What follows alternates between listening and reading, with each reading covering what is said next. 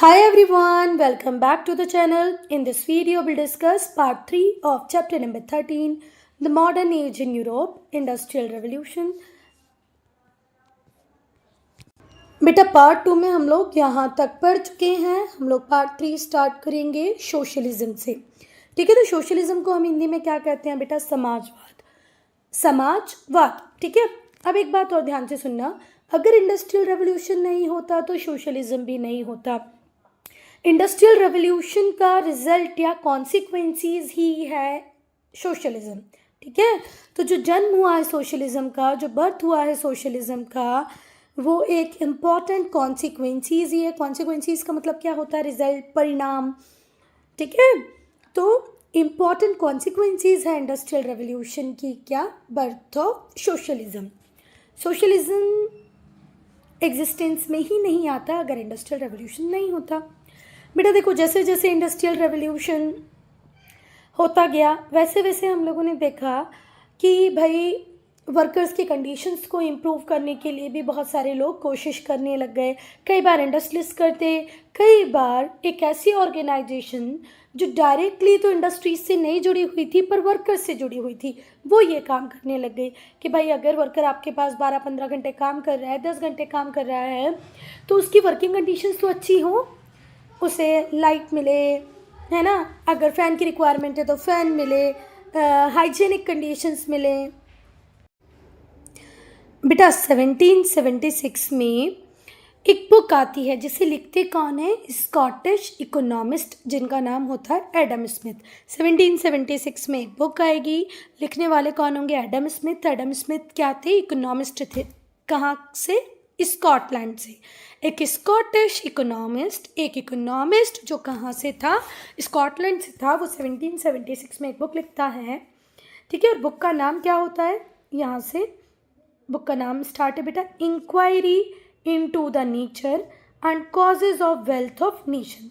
Shortly इसे wealth of nation भी बोलते हैं. एडम स्मिथ की बुक को क्या बोलते हैं? शॉर्ट में वेल्थ ऑफ नेशन. ठीक है, इतना बड़ा टाइटल है पर इस टाइटल को शॉर्ट में क्या भी बोलते हैं? Wealth of nation. तो पूरा नाम क्या है? Inquiry into the nature and causes of wealth of nation. कब लिखी? 1776 में लिखी. किसने लिखी? एडम स्मिथ ने लिखी. एडम स्मिथ कौन थे? स्कॉटलैंड के इकोनॉमिस्ट थे, स्कॉटिश इकोनॉमिस्ट थे. तो उन्होंने कहा इस बुक के थ्रू, इस बुक में उन्होंने लिखा है कि भाई कोई कॉन्फ्लिक्ट ही नहीं है. किस बात में कोई कॉन्फ्लिक्ट नहीं है? अगर कोई कैपिटलिस्ट है, अगर वो अपना पैसा लगा रहा है और कोई बिजनेस स्टार्ट कर रहा है तो प्रॉफिट उसका होना ही चाहिए, क्योंकि सारा रिस्क तो वही ले रहा है ना. जो रिस्क लेगा उसका प्रॉफिट होगा.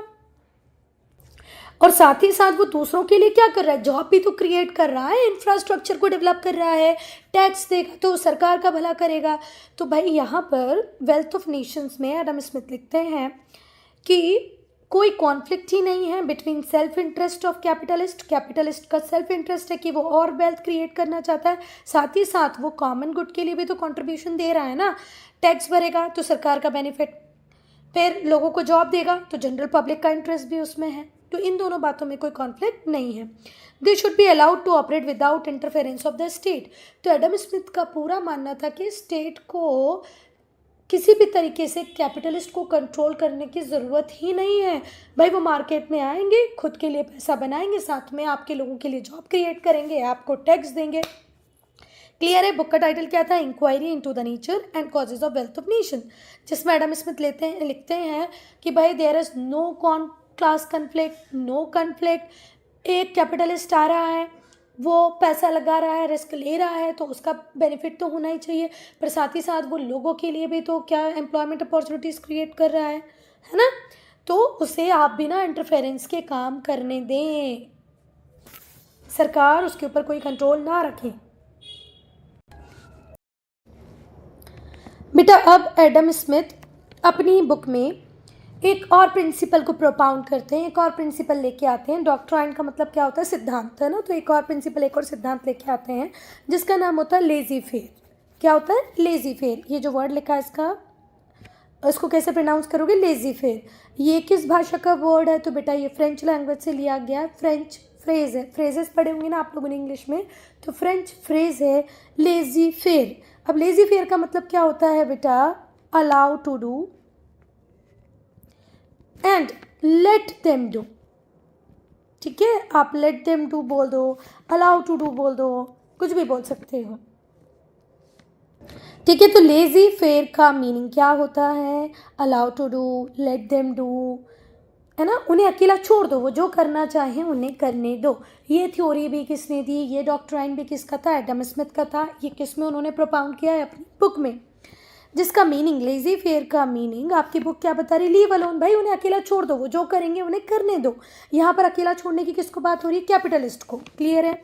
एडम स्मिथ वेरी स्ट्रांगली अबॉर्ड, अबॉर्ड का मतलब होता है नफरत करना, हेट करना, घृणा करना। तो एडम स्मिथ इस बात को स्ट्रांगली हेट करते थे कि स्टेट इंटरफेयर करे इकोनॉमी में।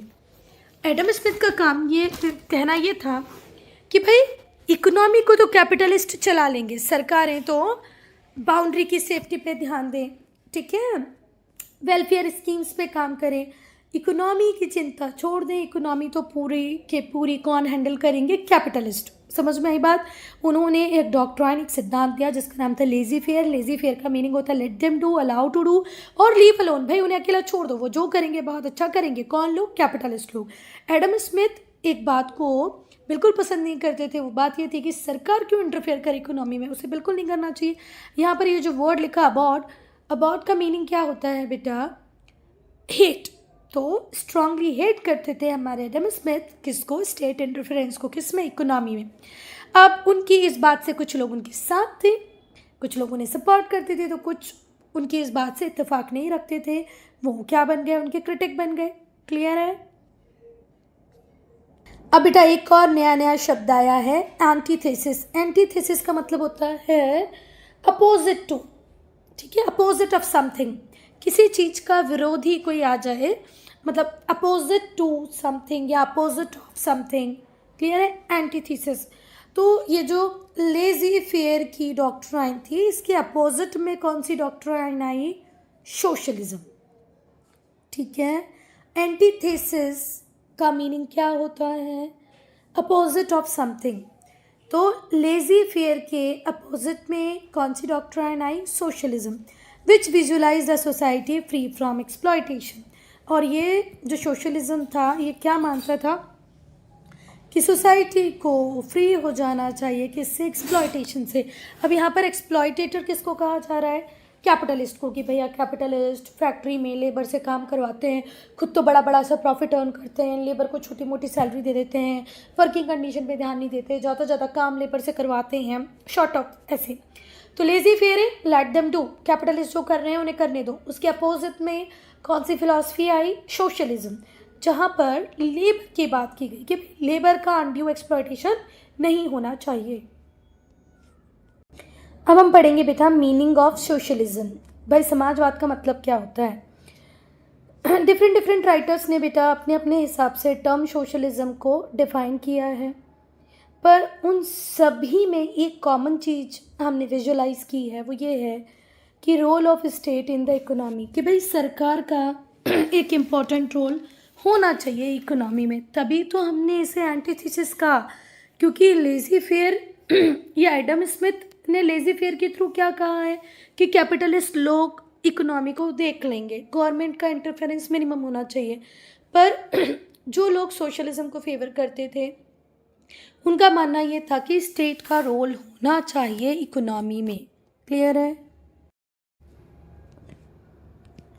बेटा अब हम एक बहुत ही इम्पॉर्टेंट सोशलिस्ट थिंकर को पढ़ेंगे जिनका नाम था बेबिफ, और इनका मानना ये था कि भाई एक ऐसी रिपब्लिक को बनना चाहिए। इन्होंने विजुलाइज किया था एक ऐसे रिपब्लिक को जहाँ पर सारे लोग इक्वल हों, रिपब्लिक ऑफ इक्वल, जहाँ पर सारे लोगों को इक्वल स्टेटस मिले, कोई कैपिटलिस्ट ना हो, कोई वर्कर ना हो, और एक ऐसा रिपब्लिक हो इक्वल्स का जहाँ पर जो वेलकमिंग डोर्स हों, जहाँ से लोग एंट्री ले रहे हों, वो सारी मेन काइंड के लिए ओपन हो, जहाँ कोई डिस्क्रिमिनेशन नहीं है, आप रिच हैं, आप पुअर हैं, सबको इक्वल स्टेटस दिया जाए।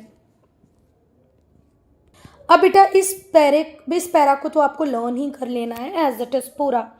सोशलिज्म डिफाइन किया जा सकता है कैसे? देखो, सोशलिज्म एक इकोनॉमिक सिस्टम है, ये सबको पता है। कैपिटलिज्म भी एक इकोनॉमिक सिस्टम है, सोशलिज्म भी क्या है? एक इकोनॉमिक सिस्टम। ये आपको लर्न कर लेना है। Socialism is defined as an economic system.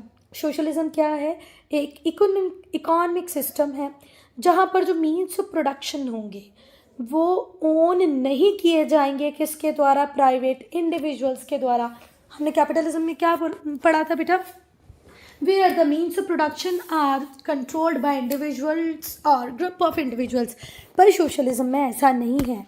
Socialism is defined as an economic system in which means of production are owned not by individuals इसको प्राइवेट इंडिविजुअल्स इसको ओन नहीं करेंगे, पर इसे ओन कौन करेगी? पूरी कम्युनिटी। अब कम्युनिटी क्यों ओन करेगी? So that in order to, क्यों करेगी भैया कम्युनिटी ओन? जिससे कि जो शेयर है वो फेयरली सबको मिल पाए, वेल्थ जनरेट करने में भी सबका रोल हो और वेल्थ का एक फेयर शेयर भी सबको मिले। सोशलिज्म एक इकोनॉमिक सिस्टम है जहाँ पर मीन्स ऑफ प्रोडक्शन ओन किए जाएंगे, किसके द्वारा? कम्युनिटी के द्वारा, not by individual. Community own करेगी in order that all may share more fairly, जिससे कि जो शेयर मिले सबको, मतलब जो प्रॉफिट मिले सबको, उसका फेयर डिस्ट्रीब्यूशन हो। क्लियर है? जो भी वेल्थ प्रोड्यूस की गई हो कम्युनिटी के द्वारा उसमें सबको शेयर मिले, इसीलिए कम्युनिटी के पास कंट्रोल होना चाहिए फैक्टर प्रोडक्शन का, इंडिविजुअल्स के पास नहीं। क्लियर है? अब बेटा हमने देखा कि कैपिटलिज्म में लेबर का एक्सप्लॉयटेशन बहुत ज़्यादा हो रहा था, वर्किंग कंडीशन अच्छी नहीं थी, टाइमिंग बहुत ज़्यादा थी, वेजेस बहुत कम थे। तो इन सबको देखते हुए अब बहुत सारे लोग आ रहे हैं जो वर्किंग कंडीशंस को इम्प्रूव करने की बात कर रहे हैं, वर्कर्स के फेवर में बात कर रहे हैं, और इसी से जन्म होता है किसका? इसी से बर्थ होता है किसका? सोशलिज्म का। जो अल्टीमेट गोल है सोशलिज्म का वो ये है कि क्लास स्ट्रगल को एलिमिनेट कर देना है, रिच और पुअर के बीच का जो डिफरेंस है उसे ख़त्म कर देना है, क्लास स्ट्रगल को पूरी तरह ख़त्म कर देना है। ये क्लास स्ट्रगल किसके बीच में चल रहा था? कैपिटलिस्ट और वर्कर्स के बीच में। कैपिटलिस्ट वेल्थ को एंजॉय कर रहे थे वहीं वर्कर्स का हो रहा था एक्सप्लॉयटेशन। तो सोशलिज्म की फ़िलॉसफी क्यों आई है? इस रिच और पुअर के, इस कैपिटलिज्म और वर्कर के डिफरेंस को ख़त्म करने के लिए, इस क्लास कन्फ्लिक्ट को ख़त्म करने के लिए, इस क्लास स्ट्रगल को हटाने के लिए। क्लियर है? अब इसको अगर अचीव करना है, आपको सोशलिज्म को अचीव करना है, तो क्या करना पड़ेगा? सरकार को सारे फैक्टर ऑफ प्रोडक्शंस को अपने कंट्रोल में लेना पड़ेगा। प्रोडक्शन भी सरकारें करें और डिस्ट्रीब्यूशन भी सरकारें करें। एक्चुअल में बेटा ये जो सोशलिज्म की फ़िलॉसफी थी ये बहुत बड़ा फेल है। ठीक है, बुरी तरीके से फेल कर गई है सोसाइटी। सरकार का काम अगर प्रॉफिट कमाना होगा तो वेलफेयर कैसे होगा? पर अल्टीमेटली शुरुआती दौर में सबको ये बहुत ल्यूक्रेटिव लगी कि भाई गवर्नमेंट ही सारे फैक्टर्स ऑफ प्रोडक्शन को भी कंट्रोल करे, इवन डिस्ट्रीब्यूशन भी कौन करे? गवर्नमेंट। और सारी चीज़ों का नहीं कर पा रही है, तो जो इम्पॉर्टेंट थिंग्स हैं, जो नेसेसरी थिंग हैं, मतलब जो ह्यूमन लाइफ को जीने के लिए जो बेसिक थिंग लगती हैं, उनमें जितना भी प्रोडक्शन हो, जितना भी डिस्ट्रीब्यूशन हो, वो सब किसके पास हो? सरकार के पास हो। क्लियर है? साफ साफ सुन लेना बेटा, सोशलिज्म कहता था जितनी भी इम्पॉर्टेंट थिंग्स हैं जो ह्यूमन लाइफ के लिए नेसेसरी हैं, उसका प्रोडक्शन और डिस्ट्रीब्यूशन किसके पास हो? सरकारों के पास हो। Socialist maintain that all factors of production should belong to entire human race और society। सोशलिज्म या सोशलिस्ट लोगों का ये मानना था कि जितने भी फैक्टर्स ऑफ प्रोडक्शन होंगे वो सारी ह्यूमन रेस के हैं, पूरी सोसाइटी के हैं, किसी एक इंडिविजुअल के नहीं हैं। सोशलिज्म 3 प्रिंसिपल्स पर बेस्ड है, 3 सिद्धांतों पर आधारित है।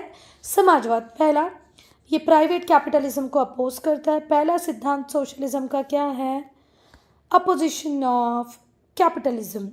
It is opposed to private capitalism. Then it is the voice of all workers and working class. Socialism आवाज़ है workers की, working class की।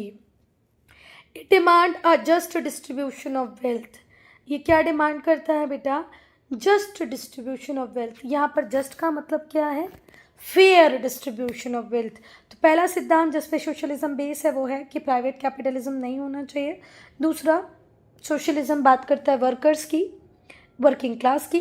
तीसरा, just distribution of wealth, just मतलब फेयर। और सोशलिज्म इस बात को मानता है कि ये जो लेजी फेयर की डॉक्ट्राइन थी ये कभी भी ट्रू सेंस में प्रैक्टिस नहीं की जाएगी। इवन इंग्लैंड में भी जो स्टॉन्च सपोर्टर्स थे किसके, कैपिटलिस्ट के, उनका भी ये मानना था कि जब तक सरकारें बेसिक इंफ्रास्ट्रक्चर डेवलप करके नहीं देगी, कैपिटलिस्ट, प्राइवेट इंडिविजुअल्स, ये लोग कुछ नहीं कर पाएंगे। मुझे एक बात बताओ, इलेक्ट्रिसिटी प्रोवाइड कराना हो, रोड बनानी हो, डैम बनाना हो, ये बेसिक इंफ्रास्ट्रक्चर कौन खड़ा करके दे देगा? सरकारें। तभी तो जाके प्राइवेट इंडिविजुअल उनके ऊपर काम कर पाएंगे भाई। तो यही मानना था किसका, सोशलिज्म का, कि भाई ये जो लेजी फेयर है ये ट्रू सेंस में कभी काम ही नहीं आएगी। आपने क्या बोल दिया, कैपिटलिस्ट जो करना चाहते हैं करें, तो फिर सरकार रोड ना बनाए, बनाए कैपिटलिस्ट रोड। डैम सरकारें ना बनाए, बनाए कैपिटलिस्ट डैम, है ना। फिर से ध्यान से सुनो, इवन इंग्लैंड में जो स्टॉन्च सपोर्टर्स थे किसके, कैपिटलिज्म के, वो भी कुछ नहीं कर पाएंगे जब तक स्टेट कुछ इनिशिएटिव्स ना ले, स्पेशली पब्लिक वर्क ना कर दे, पब्लिक हेल्थ प्रोग्राम्स ना ले आए। क्योंकि कैपिटलिस्ट लोग ये सारे काम करेंगे नहीं, क्योंकि इससे वेल्थ जनरेट नहीं होती, प्रॉफिट जनरेट नहीं होता है, which the capitalist under laissez faire could hardly do. कौन करेगा बताओ? कोई भी नहीं करेगा। Till date they are not doing. On the other hand बहुत अरे और बेटा दूसरी तरफ आज तक सोशलिज्म एग्जिस्ट करता है, ठीक है। भले ही यूएसएसआर का ब्रेकअप क्यों ना हो गया हो 1991 में, 1991 में यूएसएसआर का ब्रेकअप हो जाता है। जो कंट्रीज़ होती हैं यूएसएसआर में वो सब टूट के अलग हो जाती हैं, है ना। तो यूएसएसआर का विघटन हो जाता है। फिर भी सोशलिज्म की फ़िलॉसफी आज तक बहुत सारी कंट्रीज़ में एग्जिस्ट करती है। फिर से ध्यान से सुनना, on the other hand many forms of socialism, बहुत सारे तरीके का सोशलिज्म आज भी हम सोसाइटीज़ में, कंट्रीज़ में देख पा रहे हैं। भले ही क्या हुआ, रशिया का विघटन या ब्रेकअप हो गया, उससे कोई फ़र्क नहीं पड़ता। Only the degree of state control varies from state to state. बेटा देखो, सोशलिज्म तो एग्जिस्ट करता है इन सम फॉर्म, पर हमको अलग अलग जगहों पर, अलग अलग कंट्रीज़ में एक डिफरेंस देखने को मिलेगा। कहीं पर स्टेट कंट्रोल ज़्यादा होगा, कहीं पर कम होगा, कहीं पर मॉडरेट रेट में होगा। सरकारें किस हद तक कंट्रोल करती हैं, इससे डिग्री चेंज हो जाएगी सोशलिज्म की। पर सरकार का रोल तो होता ही है बेटा। कैपिटलिज्म हो तब भी बेसिक इंफ्रास्ट्रक्चर कौन खड़ा करके देती हैं? सरकारें। तो बेटा शुरुआती दौर में जो सोशलिस्ट लोग आए वो कौन थे? फ्रेंचमैन थे, जैसे बेबॉफ, सेंट साइमन, फॉरियर और अदर्स। रॉबर्ट ओवन 1771 से 1858 तक उन्हें क्या कहा गया? The father of British socialism. British socialism के फादर कौन थे? Robert oven. बर्थ कब हुआ? 1771 में। डेथ कब हुई? 1858 में। इनकी खुद की अपनी एक कॉटन मिल थी। कहाँ पर थी बेटा? स्कॉटलैंड में। और इन्होंने अपनी कॉटन मिल में जो लेबर्स की वर्किंग आवर्स थे उन्हें क्या किया? कम किया, उन्हें अच्छे वेजेस पे किए और ट्रेड यूनियन को बनने में हेल्प की, ट्रेड यूनियन मूवमेंट को ग्रो करने दिया। जो शुरुआती सोशलिस्ट थे वो फ्रेंचमैन थे, जैसे बेबॉफ, सेंट साइमन, फॉरियर और अदर्स। रॉबर्ट ओवन कहाँ से थे बेटा? स्कॉटलैंड से थे। इन्हें फादर ऑफ ब्रिटिश सोशलिज्म कहा जाता है। ये खुद ओन करते थे एक कॉटन मिल और इन्होंने अपनी कॉटन मिल में वर्कर्स की वर्किंग आवर को कम किया, उन्हें अच्छा खासा वेजेस पे किया, ट्रेड यूनियन मूवमेंट को ग्रो होने दिया। बट अब हम पढ़ेंगे causes for the rise of socialism. Socialism के राइज होने के कारण को पढ़ेंगे। तो पहला कारण है as a reaction to the evil of capitalism.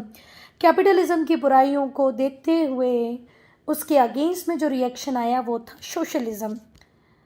जैसे जैसे इंडस्ट्रियल रेवोल्यूशन आगे बढ़ता गया, जो सोसाइटी थी वो दो डिफरेंट क्लासेस में डिवाइड हो गई।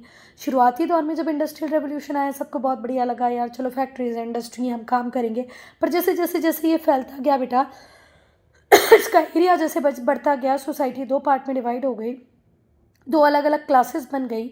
एक थी कैपिटलिस्ट की और दूसरी थी सोशलिस्ट की। जो कैपिटलिस्ट थे वो सेल्फिश इंटरेस्ट रखते थे, उन्होंने वर्कर्स को एक्सप्लॉइट करना स्टार्ट कर दिया। जो कैपिटलिस्ट थे उन थोड़े से सेल्फिश थे, उनके जो इंटरेस्ट थे वो खुद की भलाई को ही देखते थे, है ना, सेल्फिश इंटरेस्ट को ध्यान में रखते हुए काम करते थे, वर्कर्स को एक्सप्लॉइट करते थे, वर्कर्स को खूब कम वेजेस मतलब लो वेजेस देते थे और ज़्यादा से ज़्यादा घंटे उन्हें काम कराते थे। एक तो वेतन वेजेस भी कम मिलते थे और ज़्यादा घंटे काम करना पड़ता था, और इस तरीके से उन्होंने भयंकर पैसा बनाया और लग्जीरियस लाइफ जीने लगे at the cost of workers. अगर ये वर्कर्स को भी अच्छा खासा पे करते तो इनके प्रॉफिट इतने नहीं होते और वर्कर्स भी अच्छी लाइफ जी रहा होता, पर इन्होंने वर्कर्स को एक्सप्लॉइट करके भयंकर पैसा बनाया और खुद लग्जीरियस लाइफ जीने लगे। जो रिच थे वो दिन पे दिन और रिच बनते गए, जो पुअर थे वो दिन पे दिन और पुअर बनते गए, रिच रिचर होता गया, पुअर और पुअर होता गया। और ये जो इनके बीच में खाई थी, ये जो गल्फ थी, ये और ज़्यादा वाइडन होती गई। खाई बोले तो ट्रेंच, जो इनके बीच में जो खाई बन रही थी ये और ज़्यादा गहरी और ज़्यादा गहरी और ज़्यादा गहरी होती गई, और अल्टीमेटली क्लास स्ट्रगल चालू हो गया दोनों क्लासेस के बीच में। सोशल डिसहार्मनी आ गई सोसाइटी में, है ना, जो शांति से सब कुछ चल रहा था वो धीरे धीरे करके ख़त्म होने लगा, स्ट्रगल चालू हो गया दोनों क्लासेस में। जो सोशलिस्ट थे उन्होंने वर्कर्स की बात करनी चालू की, भाई कोई तो होगा जो वर्कर्स की तरफ से बात करेगा, और सोशलिस्ट लोगों ने हर संभव प्रयास किया कि भाई वो वर्कर्स को बचा पाएँ, सेव कर पाएँ, किससे, एक्सप्लॉयटेशन ऑफ कैपिटलिस्ट से। अब हम देखेंगे trade union movement. Strong trade union movement existence में आई, कहाँ पर, ब्रिटेन में, और इसने ब्रिटिश गवर्नमेंट को घुटनों पे ला दिया, फोर्स किया कि वो किसको रिकॉग्नाइज करे, द राइट्स ऑफ वर्कर्स। ठीक है, तो बहुत सारी ट्रेड यूनियन मूवमेंट होने लगी जिन्होंने ब्रिटिश गवर्नमेंट को फोर्स किया कि भाई राइट ऑफ वर्कर्स को रिकॉग्नाइज करो। और बेटा ये जो ट्रेड यूनियन होती थी इनका शार्प फोकस इस बात पे होता था कि देखो समझो कि आज हमारी सोसाइटी डिवाइड हो चुकी है, सोसाइटी में डिविजन्स हैं, सोसाइटी में रिच लोगों का सोचना समझना अलग है, पुअर लोगों का अलग है। इस बात पे फोकस करते थे कौन, ट्रेड यूनियन। और जब उन्हें लगने लगा कि भैया पुअर्स के साथ तो बहुत बुरा हो रहा है तो वो मूवमेंट करने लग गए। This had led to rethinking among vast majority of workers, और वर्कर्स ने एक अलग तरीके से, नए तरीके से सोचना चालू कर दिया। बेटा अब हम पढ़ेंगे third point, the chartist movement. 1836 से 1848 तक हमने देखा कि जो ब्रिटेन था उसमें जो वर्कर्स थे उनकी कंडीशन और ख़राब और ख़राब और ख़राब होती गई। ठीक है, they had to face many hardship, उन्हें बहुत ज़्यादा मेहनत करनी पड़ रही थी। ठीक है, they had to face many hardships, और अब ये जो वर्कर्स थे ये सोशल और पॉलिटिकल इक्वालिटी की डिमांड करने लग गए। अब उन्हें चाहिए थी, वांटेड मतलब वो चाह रहे थे, डिमांड करना तो एक अलग बात है, पर अभी उनको लगने लगा था कि भाई हमें सोशल और पॉलिटिकल इक्वालिटी मिलनी चाहिए। तो वर्कर्स क्या चाह रहे हैं बेटा, सोशल और पॉलिटिकल इक्वालिटी चाह रहे हैं। इनके जो लीडर्स हैं वो अपनी डिमांड्स को पार्लियामेंट के सामने रख रहे हैं in the form of charter, क्योंकि इन्होंने अपनी डिमांड्स को चार्टर के फॉर्म में रखा, इसीलिए इस मूवमेंट को क्या कहा गया, चार्टर। तो आई बात समझ में, अरे यार, क्योंकि इन्होंने अपनी बातों को पार्लियामेंट में चार्टर के फॉर्म में रखा था, इसीलिए इस मूवमेंट को क्या कहा गया, चार्टिस्ट मूवमेंट। ठीक है, बीच में वो खांसी वगैरह की वजह से अगर कहीं लिंक टूट गया हो तो ध्यान रखना कि इसे चार्टिस्ट मूवमेंट क्यों कहा गया, क्योंकि जो लीडर्स थे जो वर्कर्स की तरफ से बातें कर रहे थे उन्होंने पार्लियामेंट के सामने अपनी डिमांड को रखा किस फॉर्म में, चार्टर के फॉर्म में, इसीलिए इस मूवमेंट को क्या कहा गया बेटा, chartist movement.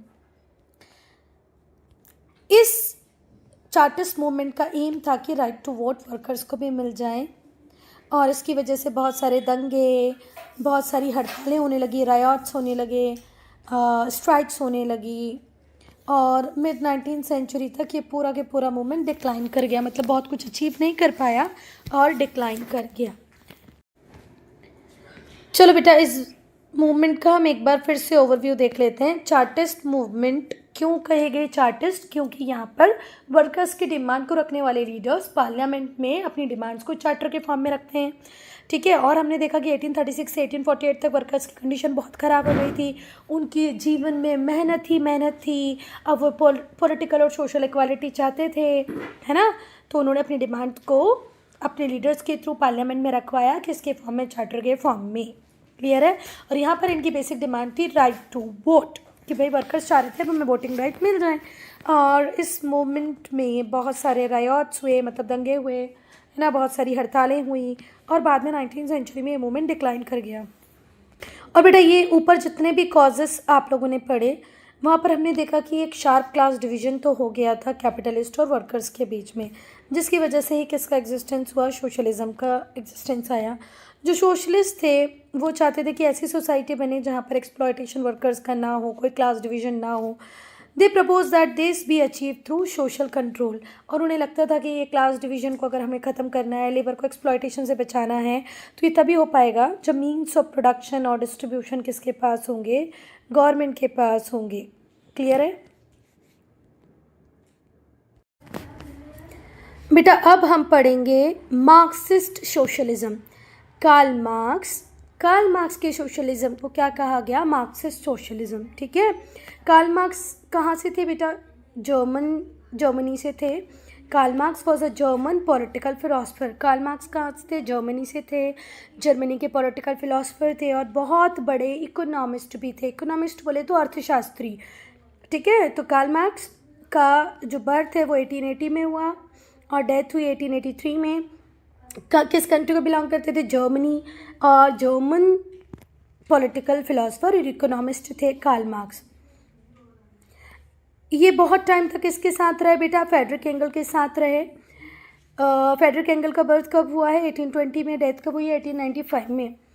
whom he had met in France। ये फ्रेडरिक एंगल से कहाँ मिले थे? फ्रांस में मिले थे। कब? 1844 में। कब मिले थे? 1844 में। क्योंकि और ये क्यों मिले थे बेटा? क्योंकि इन लोगों ने एक कम्युनिस्ट मैनिफेस्टो लिखा था और उस कम्युनिस्ट मैनिफेस्टो की राइटिंग में दोनों का कोलैबोरेशन था, ठीक है। क्योंकि जो कार्ल मार्क्स थे उनके आइडियाज़ बहुत ज़्यादा रेवोल्यूशनरी थे, इसीलिए उन्हें जर्मनी छोड़ना पड़ा और लंदन को अपना होमलैंड बनाना पड़ा। कार्ल मार्क्स के आइडियाज़ कैसे थे? बड़े ही रेवोल्यूशनरी थे। जर्मनी में कोई उनको सुनने के लिए तैयार नहीं था, है ना, तो उन्हें बेचारे को जर्मनी छोड़कर लंदन जाना पड़ा।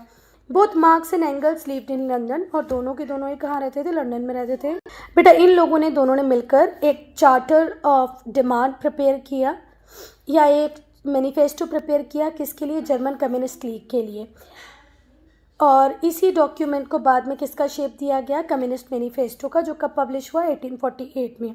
एक और फेमस बुक आई मार्क्स और एंगल्स की, जिसका नाम था दास कैपिटल। बेटा कम्युनिस्ट मैनिफेस्टो तो ठीक है, दास कैपिटल बहुत ज़्यादा फेमस हुई, जो किसकी बुक थी? कार्ल मार्क्स और एंगल्स की थी। मार्क्स सिर्फ एक ही वॉल्यूम इसका कंप्लीट कर पाते हैं, फर्स्ट वॉल्यूम। 1883 में तो क्या हो जाती है? इनकी डेथ हो जाती है। फिर से ध्यान से सुनो, जो मार्क्स होते हैं वो सिर्फ फर्स्ट वॉल्यूम ही कंप्लीट कर पाते हैं बुक का, और इनकी डेथ कब हो जाती है? 1833 में। जो रिमेनिंग 2 वॉल्यूम्स थे उन्हें एंगल्स पब्लिश कराते हैं बहुत सालों बाद, मतलब कार्ल मार्क्स की डेथ के बाद। बेटा कार्ल मार्क्स का ये मानना था, या कार्ल मार्क्स ये कंसिडर करते थे कि जो कैपिटलिस्ट सोसाइटी है वो एक ऐसी सोसाइटी है जो 2 क्लासेस में डिवाइड रहती है, जहाँ जो वर्किंग क्लास होती है वो प्रोड्यूस करती है सारी वैल्यू, ठीक है, और दूसरी होती है ओइंग क्लास जो उन्हें एम्प्लॉय करती है, एम्प्लॉइंग क्लास। सो कार्ल मार्क्स का मानना है कि जो कैपिटलिस्ट सोसाइटी है वो सोसाइटी है जो 2 क्लासेस में डिवाइड होती है। एक होती है वर्किंग क्लास जो सारी वैल्यू प्रोड्यूस करती है, और दूसरी होती है ओइंग या employing class which without producing anything, जो किसी भी चीज़ को प्रोड्यूस नहीं करती, जिसके एफर्ट्स 0% भी नहीं होते हैं, पर वो सारे प्रॉफिट की मालिक होती हैं। एक्सप्लॉइट द वैल्यू और प्रॉफिट। ऑब्वियसली बात है बेटा, देखो यहाँ पर एक फैक्टर आपको समझना पड़ेगा कि मान लिया हमने कैपिटलिस्ट सारे प्रॉफिट को रखते हैं, पर कोई ज़रूरी है कि हर बिज़नेस प्रॉफिट में ही जाएगा? कुछ बिजनेसेस ऐसे होते हैं जो लॉस में भी जाते हैं, तो क्या वर्कर्स से वो ऑनर जो होता है वो पैसे मांगने आता है कि चलो भैया मेरा लॉस हो गया, अब दो। ऐसा नहीं होता है ना। जब लॉस उसका पूरा तो प्रॉफिट भी उसका ही होना चाहिए पूरा। पर ये बात मार्क्स नहीं मानते थे। मार्क्स का कहना ये था कि वर्कर्स सारा वैल्यू एडिशन करते हैं, पर प्रॉफिट को एक्सप्लॉइट सिर्फ कौन करते हैं बच्चा, प्रॉफिट को एंजॉय सिर्फ कौन करते हैं, नॉन प्रोड्यूसिंग क्लास, जिसे हम एम्प्लॉइंग क्लास भी कहेंगे, ओइंग क्लास भी कहेंगे।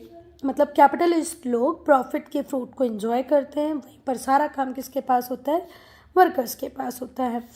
This leads to a class struggle, और इसकी वजह से ही ये जो हैव और हैव नॉट का डिफरेंस था, रिच और पुअर का डिफरेंस था, ये जो क्लास डिफरेंस था कैपिटलिस्ट और वर्किंग क्लास का, इससे क्लास स्ट्रगल चालू होता है बेटा। किस किस के बीच में, वर्किंग क्लास और एम्प्लॉइंग क्लास के बीच में। मतलब जो वर्कर्स हैं वो और जो एम्प्लॉयर्स हैं वो, इन दोनों के बीच में क्लास स्ट्रगल चालू हो जाता है। इवेंचुअली ये जो क्लास स्ट्रगल होता है, इससे क्राइसिस आने लगती हैं, पूरा के पूरा कैपिटलिस्ट सिस्टम कोलैप्स करने लग जाता है। ऑब्वियस सी बात है, वर्कर्स नहीं होंगे तो क्या कैपिटलिस्ट अपने प्रॉफिट को बना पाएंगे, नहीं बना पाएंगे। जो वर्किंग क्लास होती है धीरे धीरे वो पावर को टेक ओवर करती है, मीन्स ऑफ प्रोडक्शन को ऑर्गेनाइज करती है और अपनी खुद की क्लास के बेनिफिट के लिए काम करने लगती है। और ऐसी ही नई सोसाइटी को हम क्या कहते हैं, सोशलिस्ट सोसाइटी, या वो सोसाइटी जिसका नेचर कैसा है, socialist. A society without exploitation, ये वो सोसाइटी होगी जहाँ किसी का एक्सप्लॉयटेशन नहीं होगा। और जो सिस्टम था इस सोसाइटी के पीछे, वो सोसाइटी जिसका नेचर सोशलिस्ट हो, और ऐसी सोसाइटी के पीछे जो सिस्टम काम कर रहा था वो था मार्क्सिस्ट सोशलिज्म और socialism, conceived by Karl Marx himself. Karl Marx का सोशलिज्म ले लो, मार्क्स का सोशलिज्म ले लो, ये दोनों ही सोशलिज्म किसके पीछे काम कर रहे थे, एक ऐसी सोसाइटी है जहाँ क्लास डिफ्रेंशिएशन नहीं है। सोशलिस्ट सोसाइटी में जो प्राइवेट प्रॉपर्टी होती है in the means of production would be headed by cooperative ownership. तो प्राइवेट प्रॉपर्टी जैसी तो कोई चीज़ नहीं होगी, है ना। अगर कोई बिजनेस होगा तो उसे कोऑपरेटिव ओनरशिप के अंदर ओन किया जाएगा, मतलब बहुत सारे लोगों की इकट्ठे कलेक्टिव ओनरशिप होगी। बेटा जो सोशलिस्ट इकॉनमी होती है वो बेस नहीं करती है किस पे, production on the creation of private profit. मतलब एक सोशलिस्ट सोसाइटी कभी इस बात पर पूरी तरह बेस नहीं करेगी कि हम प्रोडक्शन इसलिए कर रहे हैं कि हमें प्रॉफिट बनाना है, बल्कि उनका मानना ये होता है कि हम प्रोडक्शन को बेस बनाए, इकोनॉमिक एक्टिविटी को बेस बनाए, और सिर्फ किसके लिए, ह्यूमन नीड को सेटिस्फाई करने के लिए। The only criteria to satisfy human needs, है ना। और इसके लिए बेस हम बनाएंगे प्रोडक्शन को, इकोनॉमिक एक्टिविटी को। It means that is production would be carried out directly for use. Production किसके लिए होगा, यूज़ के लिए। इवेंचुअली जो सोशलिज्म था उसने अपना रास्ता अलग किया, थोड़ा सा डिविएट किया, और किसकी तरफ चला, कम्युनिज्म की तरफ चला। Eventually socialism would give way to communism, और धीरे धीरे करके सोशलिज्म ने किसको रास्ता दे दिया, कम्युनिज्म को रास्ता दे दिया। ठीक है, अपने पाथ से थोड़ा सा डिविएट करके किसको आगे आने दिया, कम्युनिज्म को आगे आने दिया। क्लासलेस स्टेटलेस सिस्टम, जहाँ पर कोई क्लास नहीं होगी, स्टेट कंट्रोल नहीं होगा, सारी चीज़ें कॉमन ऑनरशिप पे बेस करेगी, मैक्सिमम फ्रीडम मिलेगी इंडिविजुअल्स को, हर चीज़ का फ्री एक्सेस होगा, और जिससे जो इंडिविजुअल्स होंगे वो अपनी कैपेसिटी और अपने टैलेंट्स के हिसाब से कुछ ना कुछ बना पाएंगे।